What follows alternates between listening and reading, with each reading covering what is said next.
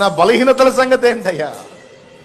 నేను నిలవలేకపోతున్నా, నేను గెలవలేకపోతున్నా, జయించలేకపోతున్నా. నా బ్రతికేంటయ్యా? నా పరిస్థితి ఏంటయ్యా అని ఏడ్చేవాళ్ళు కావాలి. ఈ అపవిత్రతలు నేను ఉండలేకపోతున్నా, నాకు పవిత్ర జీవితం కావాలి. నువ్వు పరిశుద్ధుడి, నీ బిడ్డనని చెప్పుకుంటున్నా. నేను మాలిన్యంలోనా? నా నోరు మాలిన్యం, నా కళ్ళు మాలిన్యం, నా చేతల మాలిన్యం, నా నడతలో మాలిన్యం, నా తలంపులన్నీ మురికి ప్రభు. కానీ నీ వాక్యంలో చెప్పావుగా, నా ఆత్మని నీకు ఇస్తాను, నూతన హృదయాన్ని నీకు ఇస్తానని చెప్పావు. ఈరోజు నన్ను నువ్వు అలా దర్శించకపోతే నాకు ఈ బ్రతికే చేదుగా ఉంది తండ్రి.